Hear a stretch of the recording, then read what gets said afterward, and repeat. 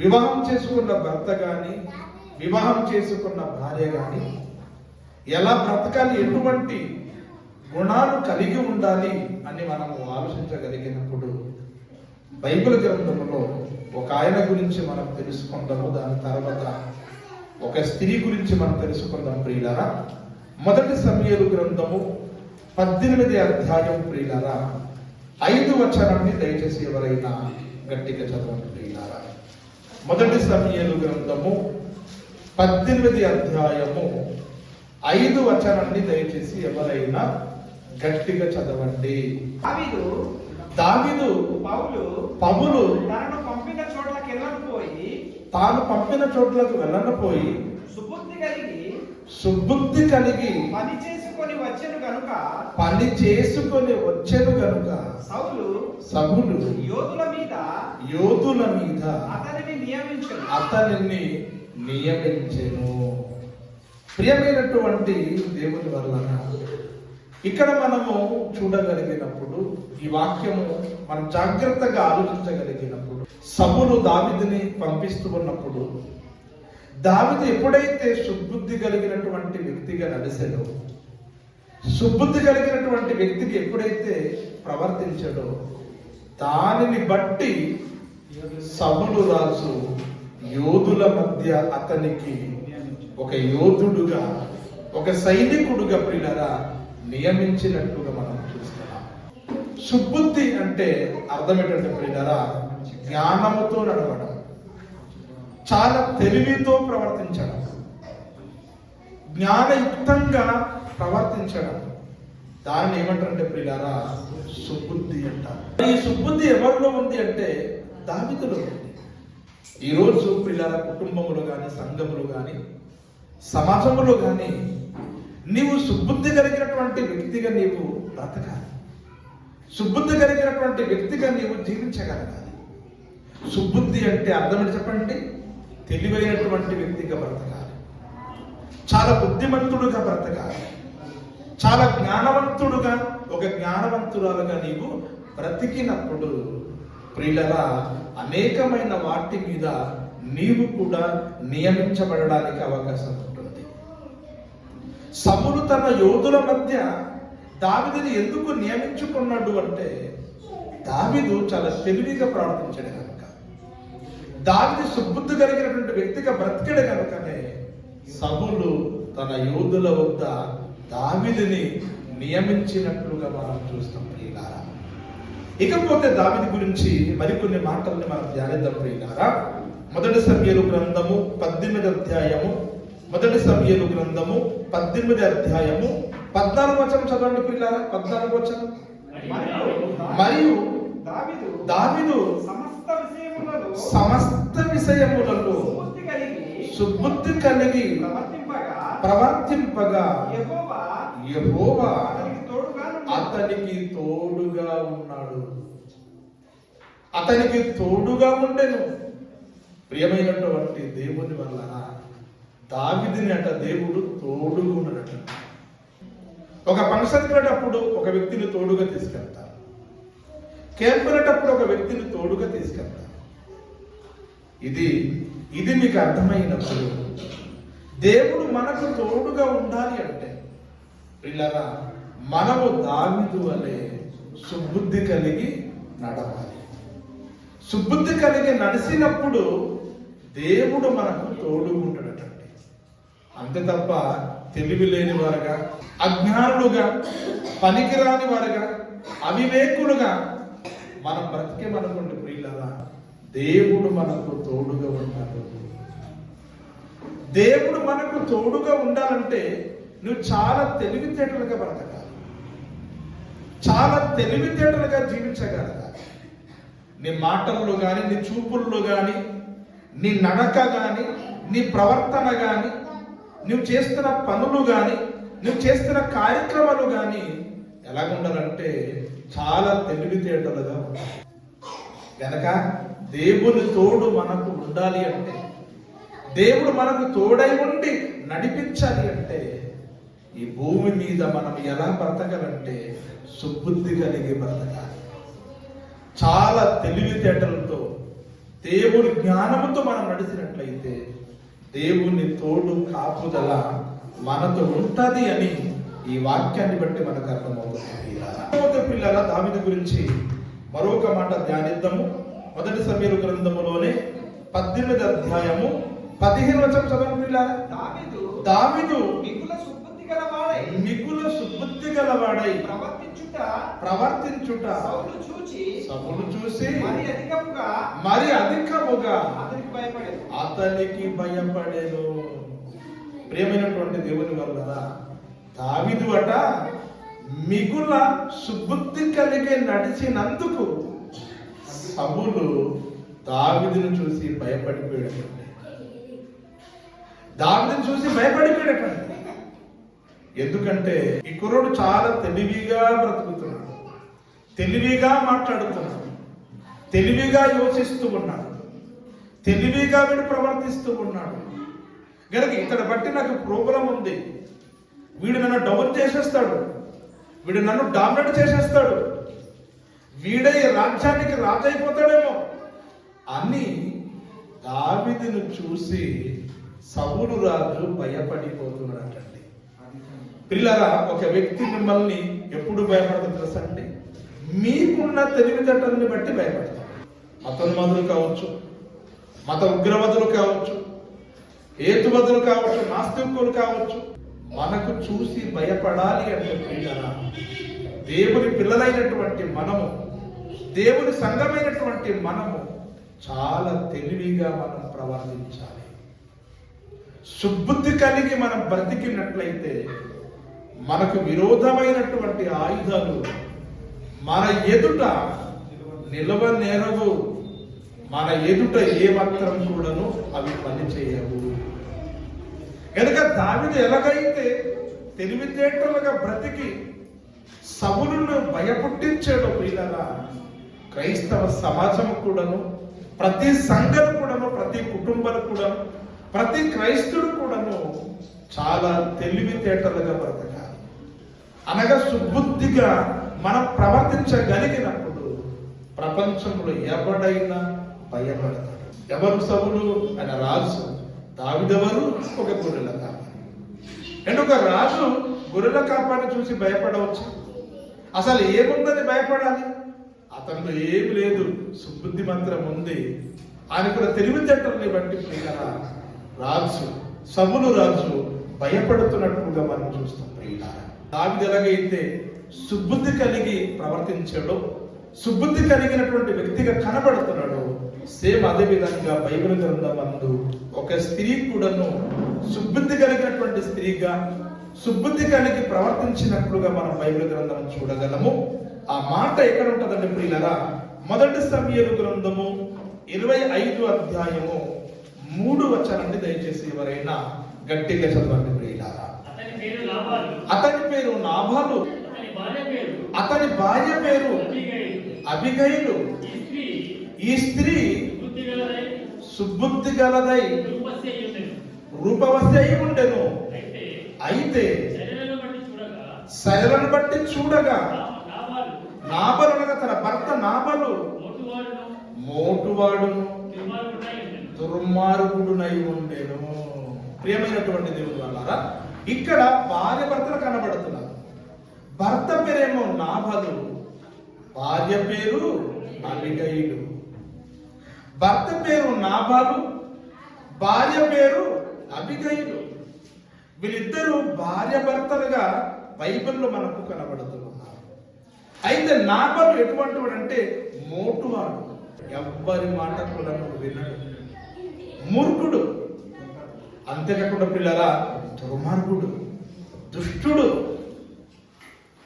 మంచి భార్యకి ఎటువంటి భర్త దొరకడంటే మూర్ఖుడైనటువంటి భర్త దొరికాడు.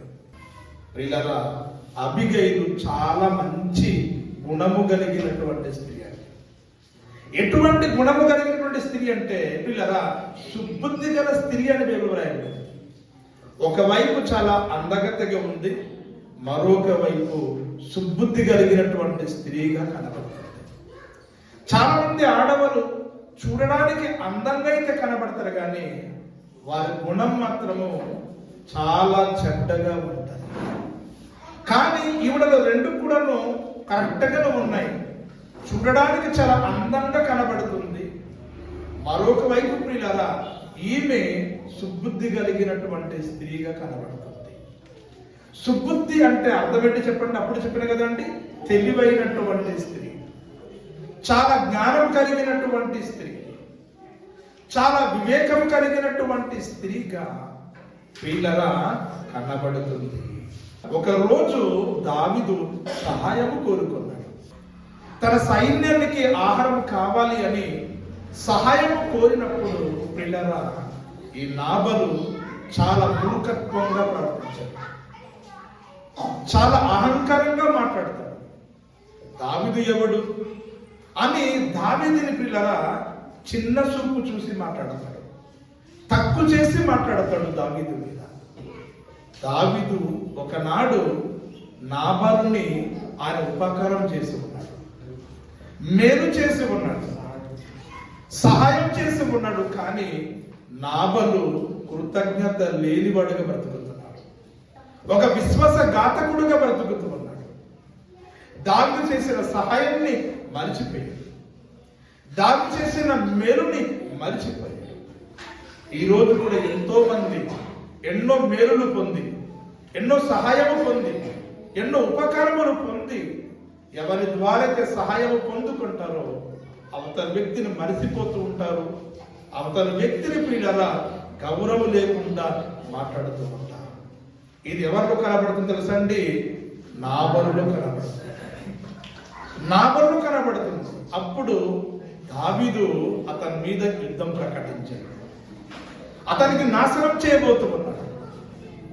అలాంటి పరిస్థితుల్లో ప్రియులారా తన భార్య అయినటువంటి అబిగయీలు చాలా తెలివిగా ప్రవర్తించినట్లుగా మనం చూస్తాం.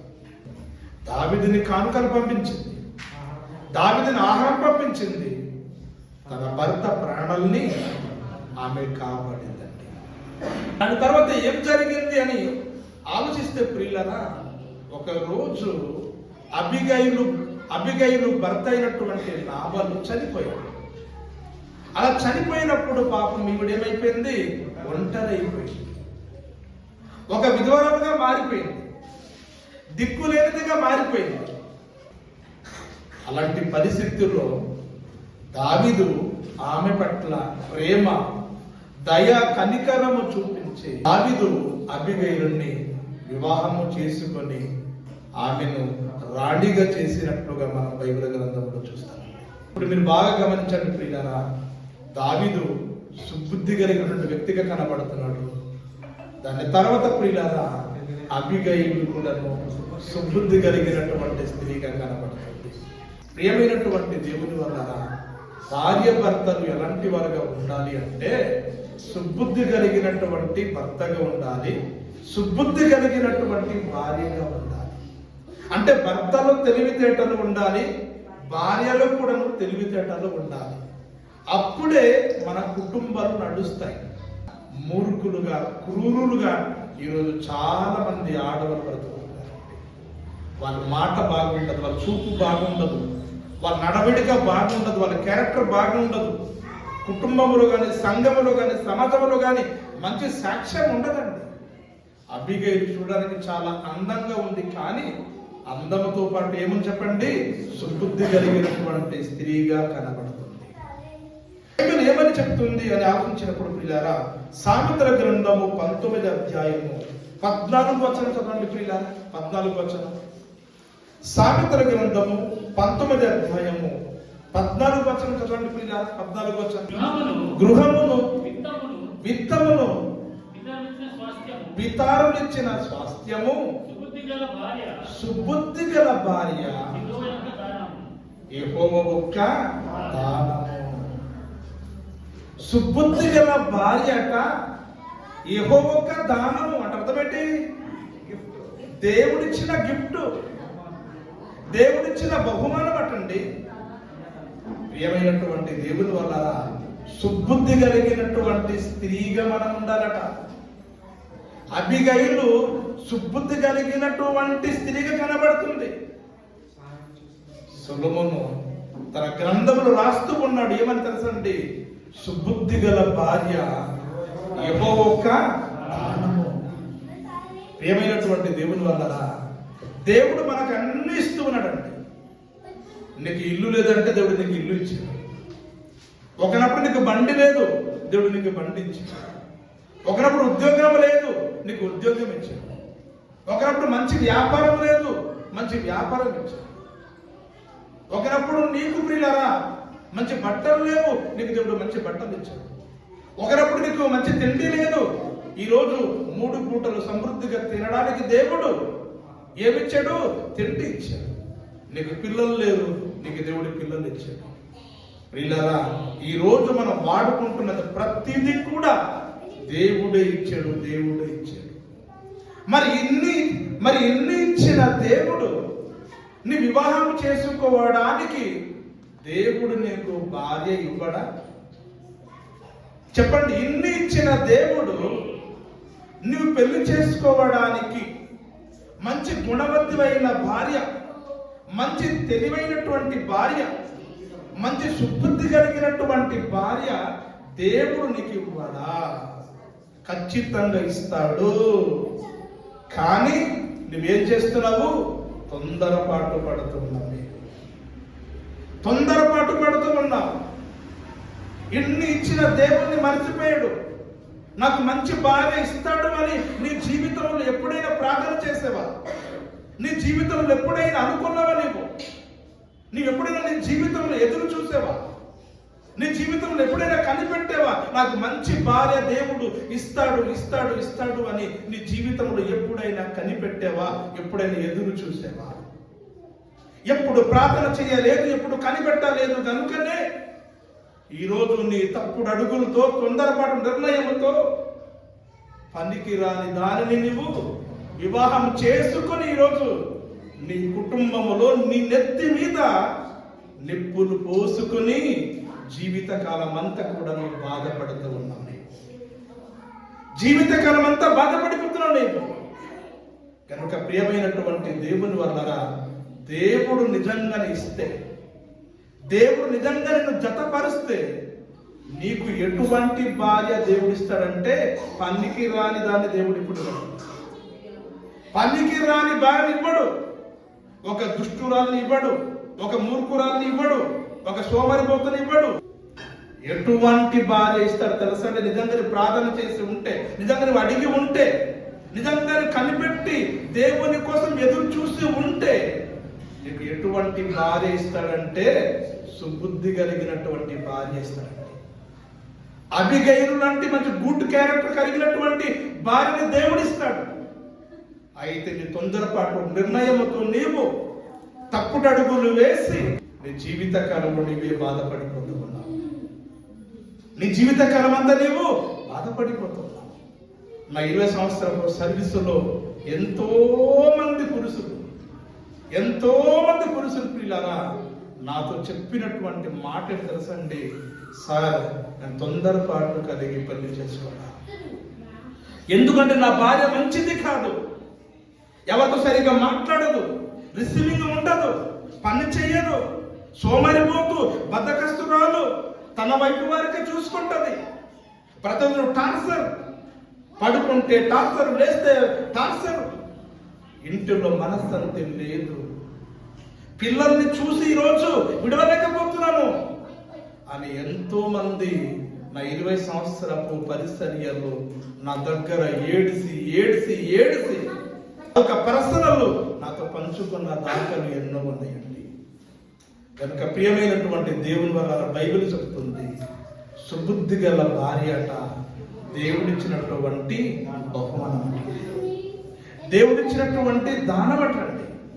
కనుక దయచేసి వివాహం చేసుకునే స్త్రీ గాని, వివాహం చేసుకునే పురుషుడు గాని దయచేసి తొందరపాటు నిర్ణయాలు తీసుకోకండి.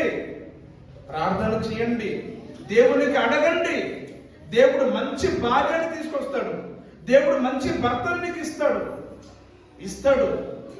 అందుకని మనము సుబుద్ధి కలిగి బ్రతకాలి, భక్తి కలిగి బ్రతకాలి, వినయం కలిగి బ్రతకాలి, విధేయత కలిగి బ్రతకాలి.